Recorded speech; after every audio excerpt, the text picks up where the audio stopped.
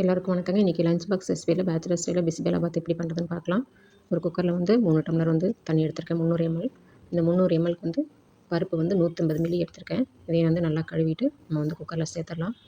சேர்த்துட்டு ஹையில் ஒரு விசில், ஸ்லோ பண்ணி 6 நிமிஷம் கழிச்சு இறக்கிடலாம். கரெக்டாக வெந்திருக்கும். இந்த பருப்பில் வந்து கொஞ்சமாக விளக்கெண்ணெய் சேர்த்துக்கிறேன், கொஞ்சம் மஞ்சத்தூள் சேர்த்துக்கலாம். மூடி போட்டு மூடி வச்சிடலாம், வேகட்டும். வந்து புளி இந்த சைஸ்க்கு எடுத்து நான் வெந்நீரில் வந்து ஊற வச்சுருக்கேன். வெந்நீரில் ஊற வைக்கும்போது நமக்கு வந்து கரைச்சி எடுக்கிறதுக்கு வந்து ஈஸியாக இருக்கும். தக்காளி 2 தக்காளி எடுத்திருக்கேன். இதை வந்து மிக்சியில் வந்து பேஸ்ட் அரைச்சி எடுத்துக்கலாம். ஒரு கடாயில் வந்து 3 டேபிள் ஸ்பூன் எண்ணெய் விட்டுருக்கேன். காஞ்ச உடனே லேசாக காஞ்சதுமே கட்டி பெருங்காயம் கொஞ்சமாக சேர்த்துக்கிறேன். பெருங்காயம் சேர்க்கும்போது எண்ணெய் மிதமான சூட்டில் தான் இருக்கணும். கூட வந்து கொஞ்சம் மிளகு சேர்த்துக்கிறேன், கொஞ்சமாக வந்து வெந்தயம் சேர்த்துக்கிறேன், கருவேப்பிலை கொஞ்சம் சேர்த்துக்கிறேன், கொத்தமல்லி கொஞ்சம் சேர்த்துக்கிறேன். இந்த ஸ்டேஜில் வந்து நம்ம கொத்தமல்லி கருவேப்பிலை சேர்த்துனோம்னா ஃப்ளேவர் வந்து சூப்பராக இருக்குங்க. கட் பண்ணி வச்ச முருங்கைக்காயும் இதில் சேர்த்து நல்லா வதக்கிக்கலாம். அரைச்சி வச்ச தக்காளியும் இதில் வந்து சேர்த்து நல்லா வதக்கிக்கலாங்க. கத்திரிக்காய் சேர்க்கறதுனா நீங்கள் வந்து இந்த ஸ்டேஜில் சேர்க்கணும். முன்னாடி சேர்த்திங்கன்னா குழஞ்சி போயிடும். இப்போ வந்து 300 ml வந்து நான் தண்ணி சேர்க்குறேன். இந்தளவுக்கு தண்ணி சேர்த்தோம்னா தான் கன்சிஸ்டன்சி வந்து கரெக்டாக கிடைக்குங்க. 1 ஸ்பூன் வந்து பிசிபெலாபாத் பொடி சேர்த்துருக்கேன். தேவையான அளவுக்கு வந்து உப்பு சேர்த்துக்கலாம். இந்த பொடி எப்படி செய்யுதுன்னு சொல்லிட்டு நான் வந்து டிஸ்கிரிப்ஷனில் கொடுத்துருக்கேன். நம்ம வீடியோ செக் பண்ணி பார்த்துக்கோங்க. இப்போ வந்து நம்ம புளி சூடாக இருக்குது, அதனால் இப்படி மேஷர் வச்சு நல்லா ப்ரெஸ் பண்ணி புளியை கரைச்சி தண்ணி எடுத்து வச்சுக்குவோம். இது நல்லா இந்தளவுக்கு கொதி வந்தோன்னா நம்ம பருப்பு வெந்திருக்கும். அந்த பாத்திரத்தை குக்கரை வந்து இந்த இடத்துல மாற்றிட்டு காய் வெந்துட்டு இருந்த தண்ணியெல்லாம் வந்து நம்ம இதில் வந்து சேர்த்துக்கலாங்க. ஃபுல்லாக அடுப்பு வந்து ஹையிலே இருக்கட்டும்.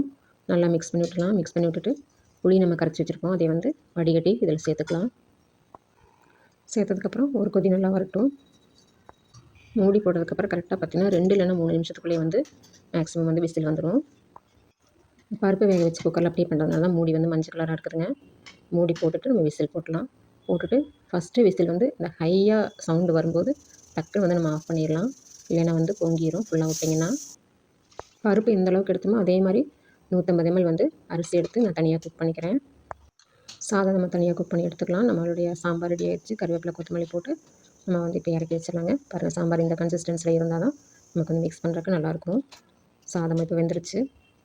சூடாக இருக்கும்போதே லேசாக மசிச்சு விட்டுட்டு கொஞ்சம் கொஞ்சமாக நம்ம சாம்பாரை மிக்ஸ் பண்ணி நம்ம கலக்கிக்கலாம்.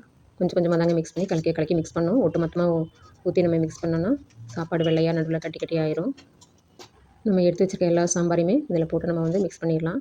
சாதம் வந்து ஒரு விசில் கையில் வச்சு ஸ்லோ பண்ணி 7 நிமிஷம் கழிச்சு இறக்குனேன். கரெக்டாக வெந்திருந்தது. சாதம் இதுக்கு குழஞ்சாலும் நல்லா இருக்காதுங்க. கஞ்சி மாதிரி போயிடுச்சுன்னா டேஸ்ட் மாறிடும். சாதம் சரியான பக்குவத்தில் வேகணும்.